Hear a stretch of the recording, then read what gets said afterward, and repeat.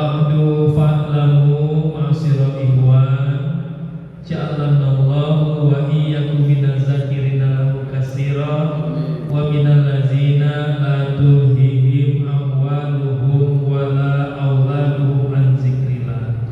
Allahumma aftah lana bi futuhil arifin. Allahumma aftah lana bi futuhil arifin. Allahumma aftah lana bi futuhil arifin. Bi barakati wa karamati pangersaba Sayyid Ahmad Shahibul Wafatajul Arifin Qaddasallahu sirrah. Al-Fatihah. Bismillahirrahmanirrahim. Alhamdulillahi rabbil alamin arrahmanir rahim maliki yaumiddin.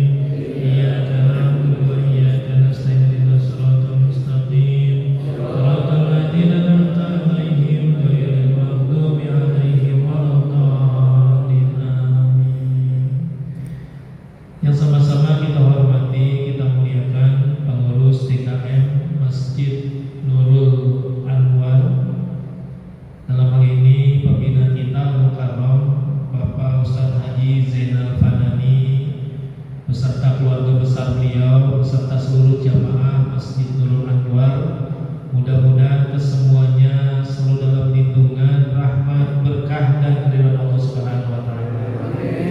Para hadirin hadirat Bapak Ibu, hamba-hamba Allah umat Nabi Muhammad sallallahu alaihi wasallam, murid-murid Hadratus Syekh pangersa Abah yang berbahagia.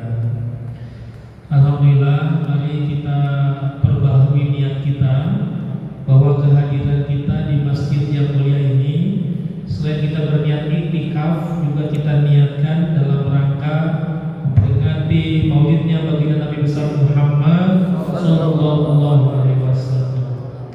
Dan memang demikian yang dibimbingkan oleh pangersa Abah, bahwa manakib setiap bulan Rabiul Awal itu dalam rangka memperingati maulid Nabi. Tadi ditandai setelah pembacaan ayat suci Al-Quran ditambahkan dengan pembacaan sholawat Badar. Dan ini hanya berlaku pada 3 bulan saja dalam 1 tahun. Bulan Muharram dalam rangka memperingati hijrahnya baginda Nabi, lalu bulan Rabiul Awal dalam rangka memperingati maulidnya Nabi, nanti pada bulan Rajab dalam rangka memperingati Isra Mi'rajnya baginda Nabi besar Muhammad sallallahu alaihi wasallam. Oleh karena itu ditandai tadi setelah pembacaan ayat suci Al-Quran ditambahkan dengan sholawat Badar. Dan memang dalam amalan kita, walaupun memang amalan utama kita yang dibimbingkan oleh guru kita, kita dibimbingkan untuk memperbanyak zikir kepada Allah Subhanahu wa taala. Baik secara jahri, secara nyata, secara terang-terangan maupun secara khafi, secara samar, secara rahasia. Namun selain kita diperbanyak dengan bimbingan mengamalkan zikrullah, maka guru kita juga membimbingkan kita untuk banyak bersalawat kepada baginda Nabi besar Muhammad sallallahu alaihi wasallam. Dan itu ditandai dengan bimbingan yang terdapat di dalam kitab Uqudul Juman. Jadi dalam amalan harian kita, amalan khataman, ada buku panduannya namanya kitab Uqudul Juman, rangkaian permata. Ini ada kitab lain juga yang namanya Uqudul Juman, tapi kitab yang berisi tentang ilmu balaghah kalau tidak salah ya. Tapi kalau kita Uqudul Juman rangkaian permata, karena di dalam kitab tersebut banyak rangkaian-rangkaian kalimat-kalimat thayyibah, kalimat-kalimat zikir kepada Allah Subhanahu wa taala. Dan di dalam buku tersebut maka kita mengenal ada amalan selain zikir harian, ada amalan zikir khataman. Nah, zikir khataman ini merupakan amalan yang sejatinya adalah amalan mingguan. Walaupun kalau di Pondok Pesantren Suryalaya pengamalannya itu pada dasarnya ya, awalnya 1 pekan itu 2 kali, yaitu pada hari Senin dan Kamis ba'da asar. Jadi aslinya itu khataman itu diamalkan pada Senin dan Kamis ba'da asar. Namun kemudian ditambah lagi dengan pengamalan ba'da maghrib. Walaupun ini sifatnya adalah sunnah takririyah. Jadi Selesai beliau menjadi imam sholat maghrib dan juga zikirnya, lalu sholat sunnah, maka biasanya para sahabat masuk ke ruang kholwatnya di Masjidul Asrar itu ya. Di bagian mihrab itu ada tempat kholwat para sahabat, maka beliau akan masuk ke dalam. Lalu kemudian ada yang Anjengan Umar Darawi, yaitu penulis kitab Miftahus Sudur ya, itu biasanya kemudian beliau melakukan khataman secara pribadi. Awalnya beliau sendirian, lalu lama-lama para sesepuh di Suryalaya ikut makmum di belakang beliau. Nah, amalan ini diketahui para sahabat apa mendiamkan, akhirnya jadi tradisi. Maka ini namanya sunnah takririyah. Jadi kalau yang tadi kita amalkan pada maghrib, sunnahnya takririyah, artinya amalan yang diamalkan oleh salah seorang tokoh ikhwan di Suryalaya, tapi didiamkan oleh para sahabat, dibiarkan sehingga menjadi tradisi. Adapun kemudian tahun 2003 para sahabat mengeluarkan maklumat terkait dengan perang Irak. Nah, ketika itu Irak dibombardir oleh pasukan multinasional, para sahabat prihatin. Di sana ada makam Tuan Syekh, ya, khawatir nanti ada rudal yang nyasar ke makam Tuan Syekh. Maka para sahabat memerintahkan sholat sunnah lindamil bala plus khataman. Maka khataman yang ba'da Isya ini, ya, ini sifatnya jadi sunnahnya sunnah qauliyah karena ada perintahnya. Walaupun tadi saya sengaja mencontohkan satu-satu karena kita ada manakib ada sebagainya. Tapi kalau di luar waktu manakib yang ingin mengamalkan misalnya 3-3-3 silakan. Tadi untuk contoh artinya jangan sampai ditinggal. Jadi seandainya kita lagi malas, kerjain walaupun hanya satu-satu kali. Jadi saya sengaja mencontohkan, ya. Jadi boleh diamalkan walaupun hanya sekali. Mau 3 kali boleh kan? Boleh. Mau 5 kali juga boleh. Tapi karena rangkaian kita masih panjang kan, ada acara manakib dan yang lain-lainnya, maka tadi saya mencontohkan 1 kali.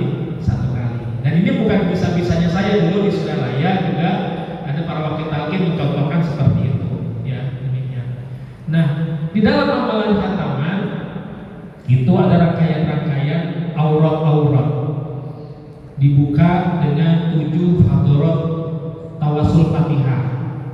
Lalu kemudian setelah itu aurat-auratnya yang menjadi batang tubuh amalan khataman itu, ya, diselang-seling dengan beberapa pos sholawat. Nah, ada berapa pos sholawat dalam khataman? Ada berapa? Ada berapa gugus? Ada berapa? 12. Ada 12, ya. Masing-masing kalau kita amalkan secara tam, secara sempurna, hitungannya berapa? 11.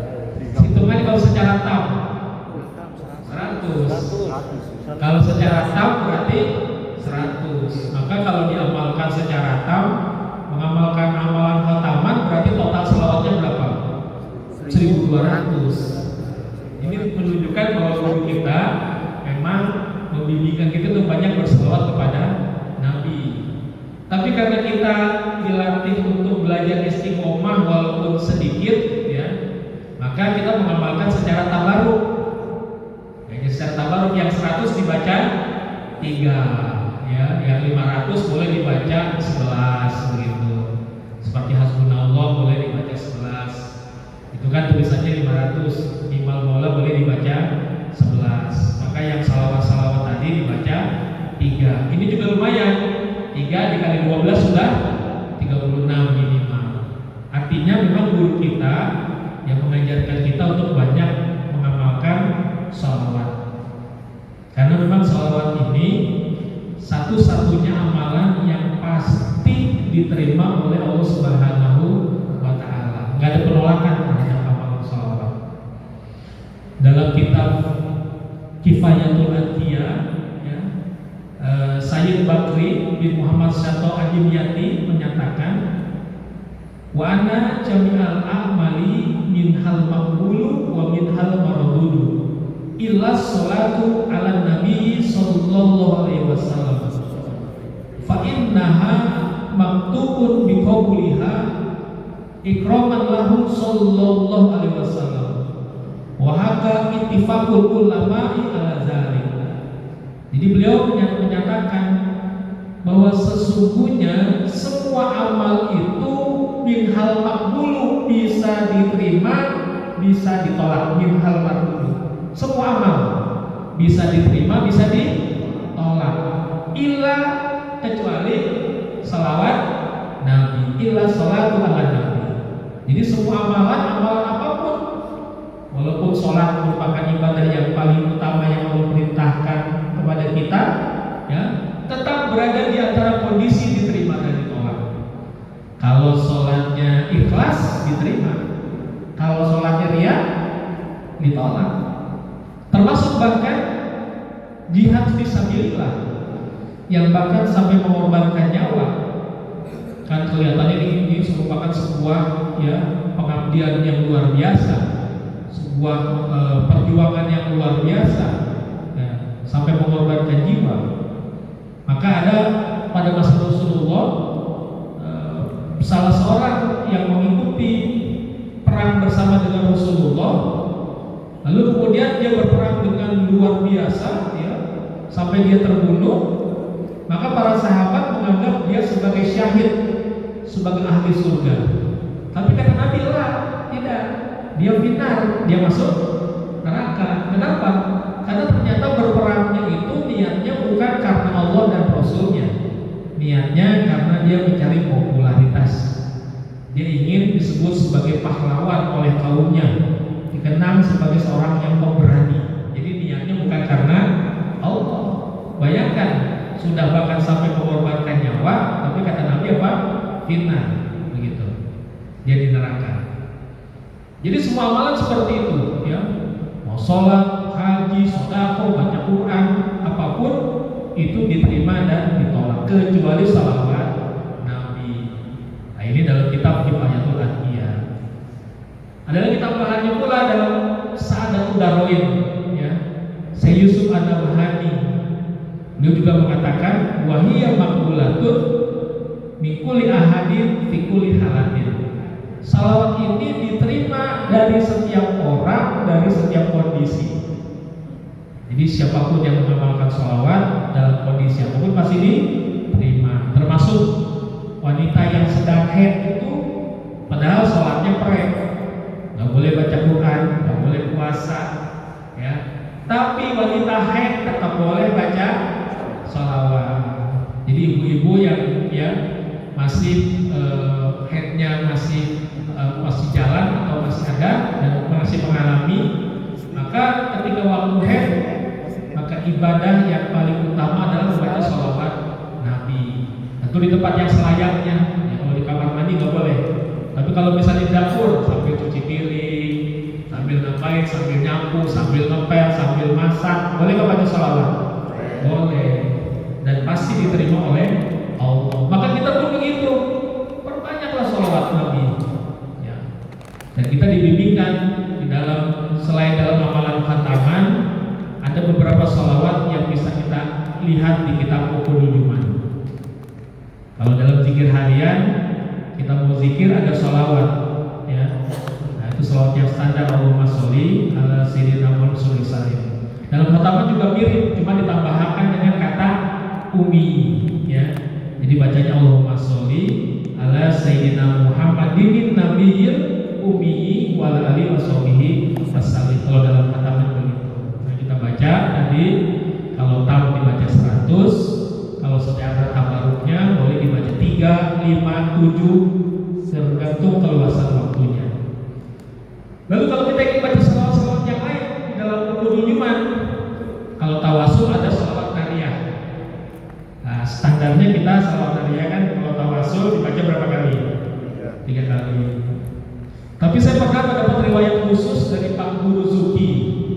Pak Guru Zuki ini wakil talqin yang dari Kedah, Malaysia. Nah, waktu itu saya dapat cerita dari beliau ketika saya ke sana dengan Kewafi dengan teman-teman Technical Center. Maka yang semobil dengan beliau saya, Mas Idan dan Kewafi. Maka dalam perjalanan dari KL Kuala Lumpur menuju ke Kedah, saya banyak, ya, ngorek-ngorek, menggali-gali dari beliau. Nah, kemudian ada cerita dari beliau bahwa pada tahun 86 beliau oleh Abah diundang datang ke Suryalaya. Lalu kemudian, ya, beliau ketika itu tidak punya uang sampai harus menjual motornya. menjual motor, ya, atau punya uang, datang ke Surabaya, sampai di sana menjelang waktu asar. Lalu oleh apa diajak makan, satu meja makan. Setelah makan, lalu Abah bilang apa kata Abah? Abah mencopot pecinya, peci putihnya, dilempar ke Pak Guru Zuki, pulang, disuruh pulang. Bayangin, baru datang sampai jual motor, sampai ke Abah menjelang asar, habis sholat asar diajak makan, Abah melepas pecinya dulu, sampai ngasih pecinya, pulang. Tapi berangkat haji, kata Abah. Pak Guru kemudian siapa pulang? Sampai ke rumah mikir, ini gimana cerita? Berangkat ke Surabaya saja harus jual motor. Itu waktu dia cerita itu sudah menjelang kira-kira hampir hanya berapa hari lagi, berapa pekan lagi. Mungkin tidak 1 bulan atau 1 bulan lebih sudah waktu keberangkatan haji. Jadi sudah mepet sekali tahun 86. Tapi ketika beliau sampai di rumahnya, ternyata Masya Allah, beliau dapat kabar dari keluarganya, ada orang tidak dikenal mengatakan sudah membayari beliau haji. Maka jadi ketika sampai itu beliau sudah itu katanya hanya tinggal berapa hari lagi waktunya wukuf, akhirnya beliau berangkatlah ke tempat wukuf. Maka berangkat beliau. Ketika berangkat, maka kemudian kalau terawal kan ke Madinah dulu, ziarah ke makam Nabi. Maka ketika itu beliau urutan ziarahnya adalah kalau kita berziarah ke makam Nabi, ya, di Masjid Nabawi ada kotakan makam Nabi, kalau di samping kanannya kan Raudhah. Di belakangnya itu ada kotakan panggung kecil namanya sufah. Nah itu dulu pelataran tempat para ahli sufah, para sahabat Nabi yang duafa, ya, yang tidak punya tempat tinggal dulu menetapnya di situ. Nah, sekarang letaknya posisinya berbentuk panggung kecil pas di belakang kotakan makam Nabi. Maka Pak Guru Zuki kemudian duduk di situ di sufah. Biasanya kalau kita di situ yang hadir itu orang-orang India, orang-orang Pakistan, Bangladesh, orang-orang Asia yang kelihatannya mereka pengamal thariqah rata-rata. Ya. Lalu kemudian Pak Guru ikut duduk di situ, lalu membaca tawasul seperti kita tadi tawasul manakhir, hanya baca salawat nariyahnya 41 kali, yang baca di situ, baca 41 kali beliau. Ya. Selesai beliau baca tawasul dengan salawat nariyahnya 41 kali. Kalau kita biasanya berapa? 3. Tadi baca 41 kali, beliau menuju ke Raudhah. Nah, ya. Jadi dari Sufa ke Raudhah. Maka di Raudhah beliau melakukan sholat hajat 2 rakaat. Memang saya menyarankan, jadi buat yang belum berkesempatan umroh dan haji, kalau nanti berkesempatan umroh dan haji sempat di Raudhah, maka utamakan di situ kita sholat hajat 2 rakaat. Ya. Nggak perlu kita kejar rokaat-rokaat yang banyak. Karena kalau dulu-dulu kan, kalau sekarang mungkin sudah ada apa kasri ya, dikasih waktu. Kalau dulu kan masih rebutan. Kalau dulu zaman saya masih ngalami rebutan itu, kalau kita masuk ke Raudhah, orang itu biasanya kalau habis salam, ya, nggak buru-buru beliau takbiratul ihram lagi sholat, atau cuma berdoa angkat tangan, itu biasanya ditarik sama askar disuruh keluar.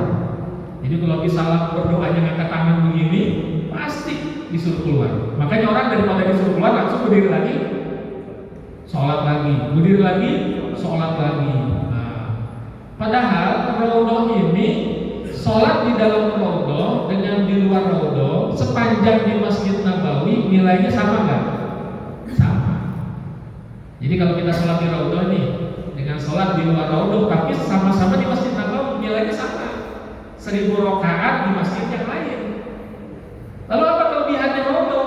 Raudhah itu adalah tempat ijabah doa. Maka yang lebih utama di situ adalah banyak berdoa, bukan banyak sholat. Ya, tapi orang kalau sholat angkat tangan begini pasti diusir oleh askar. Nah, bersyukurlah kita punya amalan dari guru mursyid kita. Kita sholat hajat 2 rakaat, ya. Setiap rakaat baca Al-Ikhlasnya berapa? 11. Rakaat pertama dengan rakaat kedua sama. Al-Ikhlasnya, kulhunya 11. Langsung setelah salam kita sujud. Kalau kita sujud aman, askar nggak bakal ganggu. Mau kita sujudnya lama diganggu nggak? Enggak, karena dianggap kita sujud di dalam sholat. Tapi kalau kita angkat tangan begini ditarik nggak? disuruh keluar sama askar. Maka amalan guru kita luar biasa. Jadi kita punya kesempatan berdoa sebanyak-banyaknya sesuai dengan fadilahnya Raudhah, keutamaannya Raudhah, tempat yang paling ijabah di muka bumi yang ada di Madinah. Kalau di Mekah itu di Mu'tazal, itu tempat paling ijabahnya. Di tempat Ka'bah antara pintu dengan Hajarul Aswad, itu tempat paling ijabah di muka bumi yang ada di Mekah. Kalau tempat paling ijabah di muka bumi yang ada di Madinah itu di Raudhah. Maka ya kita sholat hajat di situ, setelah mengamalkan sesuai bimbingan guru kita sujud.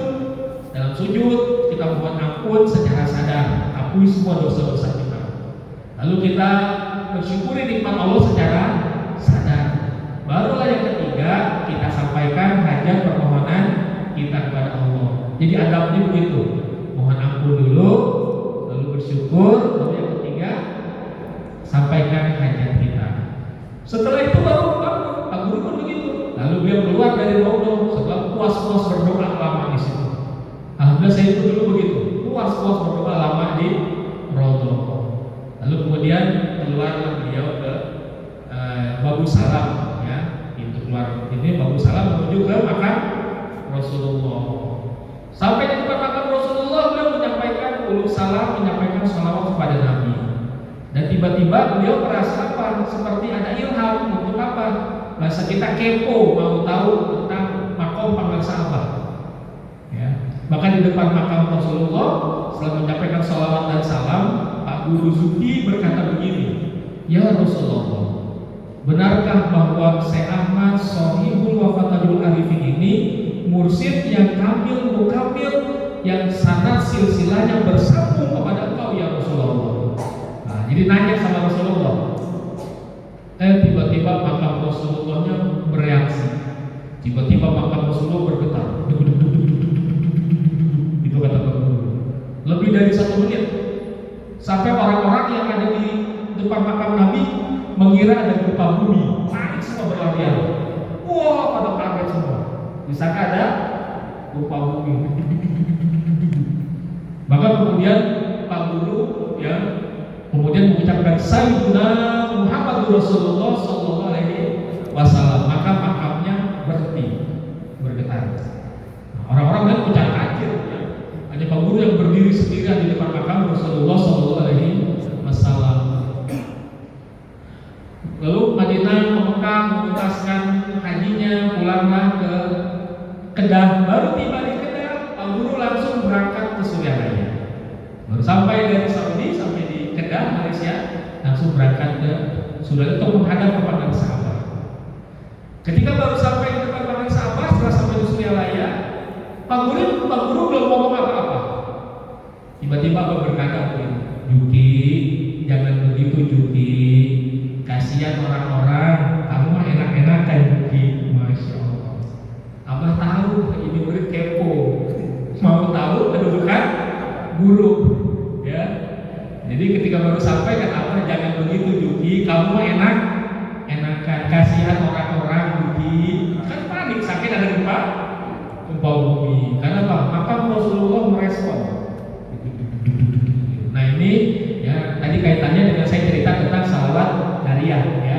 Jadi salawat Dariyah itu boleh diamalkan lebih dari 3 seperti Pak Guru. Mungkin kalau ada perlu hajat mendesak ya silakan. Itu ada contohnya. Tapi secara pribadi kalau manakib tetap dibacanya 3 kali. Kalau lagi berjamaah tetap 3 kali. Seandainya ada hajat-hajat mendesak misalnya ingin ada hajat apa silakan tadi baca salawat Dariyahnya 41 kali. Tadi contoh yang oleh Pak Guru Zuki ya. Lalu kemudian amalan salawat apa lagi? Salawat mujiat, amalan harian ya. Ini pun salawat mujiat sebenarnya diistilahkan sebagai kanzul ars, perbendaharanya ars. Ini juga salawat yang luar biasa. Makanya dijadikan amalan tetap kita. Ba'da kita zikir pasti pakai salawat mujiat ya. Hal ini riwayatnya yang menerima pertama kali adalah namanya Syekh Musa Ad-Dorir. Ketika beliau sedang perjalanan di laut terjadi badai ya. Ketika itu semua orang panik.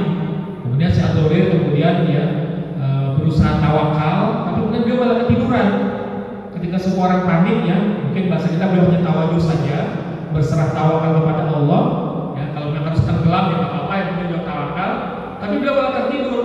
Di dalam tertidurnya beliau bermimpi didatangi Rasulullah SAW yang mengijazahkan salawat Nabiat ini. Kata Rasulullah, baca salawat ini 1000 kali, maka kau akan selamat. Dan dia terbangun. Dan terbangun lalu dia sampaikan kepada seluruh penumpang. Baru saja dia bermimpi didatangi Rasulullah, silakan amalkan salawat ini 1000 kali bareng-bareng. Lalu kemudian mereka baca bareng-bareng, baru baca 300 maka badainya sudah reda. Nah, ini riwayat tentang salawat munjiat. Ya. Nah, ini kita biasa amalkan. Ini penyusunnya namanya Syekh Musa Ad-Dorir. Nah, salawat munjiat. Kalau salawat Nabiah ini penyusunnya Syekh Ibrahim Atazi dari Maroko. Bahkan kedudukan beliau termasuk wali kutub. Ya. Saya mendengar ceramah dari Dr. Alvan yang beliau ceramah kuliahnya di Maroko mengatakan penyusunnya namanya Syekh Ibrahim Atazi, itu penyusun salawat Nabiah. Lalu apa yang utama yang perlu kita amalkan? Tentu yang paling utama salawat Bani Hashim. Nah, ini amalan utama kita ya. Silakan kalau mau mengamalkan pulang dari sini sebelum tidur baca 1650 kali rutin setiap malam. 1650 kali. Ini amalan ini pernah diminta oleh Hajinan Agus Rudin Mubarok dari Bandung kepada Abah. Sama juga dengan Kiai Arif Iwani mendapatkan lafaz yang sama. Kalau Kiai Arif ketika menjalan ke Malaysia, ya, lalu Abah telepon ke Abah, Bah, sudah di bandara Bah, dikit lagi take off. Apa yang harus saya baca Bah? Kata Abah, baca salawat Bani Hashim 3 kali, maka berangkatlah. Baca 3 kali saja sampai Malaysia selamat, urusan lancar, semua beres sampai pulang. Lalu Kiai Arif nanya, Bah, kenapa Bah? Ya, harus salawat Bani Hashim bukan yang lain Bah? Maka Abah jawab, karena salawat Bani Hashim adalah rajanya sholawat. Terus Abah mengucapkan, wa in kunta fi amrin wa dikta bihamlihi fa asbahta fi usrin wa amsayta fil haraj fa sholli ala murtari min ali Hashim kasiran fa inna allaha ya'tika bil faraj. Nah, ini ucapan Abah kepada Wakil Talqin Kiai Arif Iwani. Ini sama juga diberikan kepada Ajengan Agus Rudin Mubarok. Kalau waktu itu Ajengan Agus adalah tahun 2004, beliau menghadap Abah, Bah, saya pengen bisa pergi haji Bah, cuma saya nggak punya ongkosnya Bah. Tahun 2004 bilang ke Abah mau pergi haji tapi nggak punya ongkos, nggak punya biaya. Kata Abah, amalkan ini ya, amalkan 1650 kali setiap malam, kata Abah, sebelum tidur. Lalu Abah membaca tadi, wa in kunta fi amrin wa dikta bihamlihi fa asbahta fi usrin wa amsayta fil haraj fa sholli ala muhtari min ali Hashim kasiran fa inna allaha ya'tika bil faraj. Nah, pulang dari saudaranya ke Bandung, Ajengan Agus membaca kalimat tadi. Dia baca sampai jam 2:30 malam belum kelar. Wah, ini Abah ngerjain, kata dia. Beliau bercerita ke saya begitu.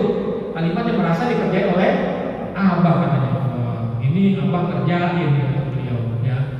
Lalu beliau kemudian datang lagi ke Surabaya, minta penjelasan, tapi tidak langsung kepada sahabat, ke putra Abah, almarhum Pak Haji Baban.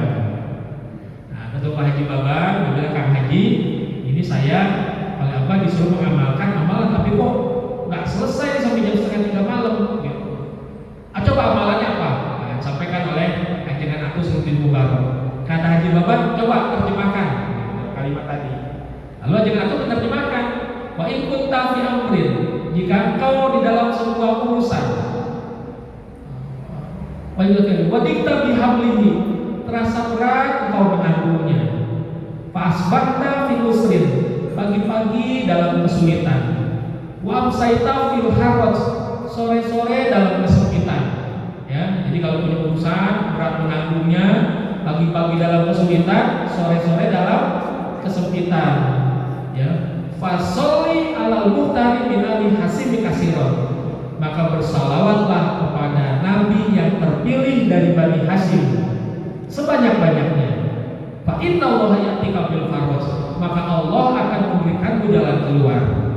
Sudah tanya Bapak, jadi yang diamalkan apa? Oh iya ya, salawat Bani Hashim. Karena perintahnya fasoli alal muhtari min ali hasimi kasiron, maka bersalawatlah kepada Nabi yang terpilih dari Bani Hashim sebanyak-banyaknya. Begitu. Cuma Allah sudah membatasi bilangan 1650. Maka jangan ratus kemudian ulang lagi ke Bandung mengamalkan. Ternyata kata beliau 1 jam lebih bikin selesai. Hanya 1 jam lebih sedikit 1650 selesai. Lalu beliau mengamalkan rutin.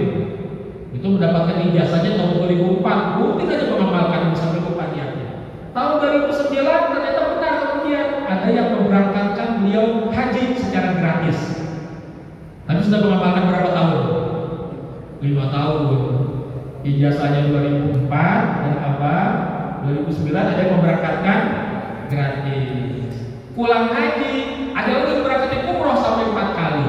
Jadi tahun itu berangkat hajinya 1 kali, umrohnya berapa kali? 4 kali, gratis semuanya. Tahun berikutnya kata jangan ratus, ada lagi yang berangkatin haji lagi. Dan pulangnya umroh juga 4 kali. Jadi dengan mengamalkan itu beliau ngalamin berapa kali hajinya? 2 kali. Berapa kali umrohnya? 8. Masya Allah. Tapi tadi ngamalin berapa tahun? 5 tahun. Ya. Ngamalinnya 5 tahun.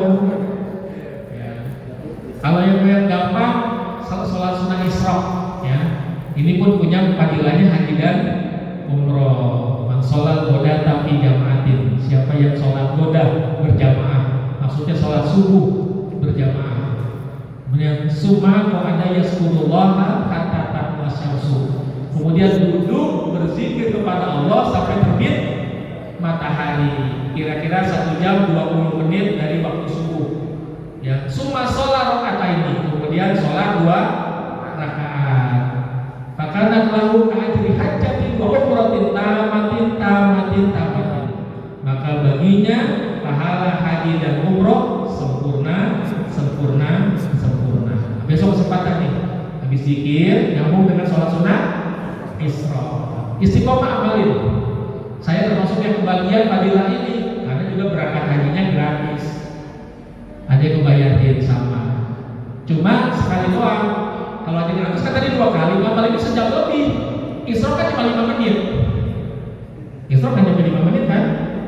Maka saya berangkat haji juga sama. Ada yang berangkat juga, ya. Sama haji juga begitu. Ada yang berangkat juga gratis begitu, ya. Nah, jadi dengan mengamalkan ini, insya Allah, apalagi kalau ditambahkan dengan tadi salawat Bani Hashim. Jadi buat yang belum, ya, nah, kita jangan berkecil hati, tapi juga jangan berharap-harap jadi obsesi. Mungkin ajaran aku awalnya begitu, tapi kan lama-lama dia udah lupa tuh. Jadi amalan yang istiqomah aja pokoknya dikerjain aja pokoknya, ya. Kalaupun awalnya ada niatan, lama-lama diuruskan ya kita ilahi atau awalnya boleh ada obsesi, wah sebagai penguat. Tapi kalau sudah jalan, luruskan niatnya ilahi antar maksudi walidoka walidudi antini mahabbataka wa ma'rifataka. Maka insya Allah ya, ini bimbingan guru kita.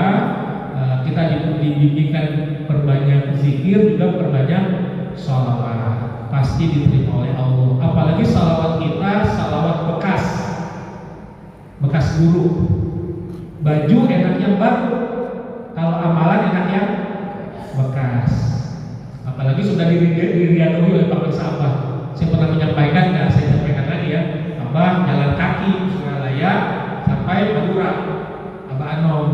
Pada sahabat sepuh jalan laut dari pantai Madura sampai dengan pantai Cirebon. Jadi dibelinya bukan di atas sejadah nih, dalam perjalanan penuh kesabaran, penuh ketawakalan di ombak ambing laut, ya. Karena ketika Abah sepuh dari pantai Madura sudah dapat ijazah Abah sepuh, ya, Syekh Khalil Bangkalan yang memberi ijazah ini menyediakan transportasinya berupa perahu, tapi nggak ada dayungnya, nggak ada layarnya. Kata Abah sepuh, ini pasti layarnya, dayungnya adalah adalah salawat Bani Hasyim.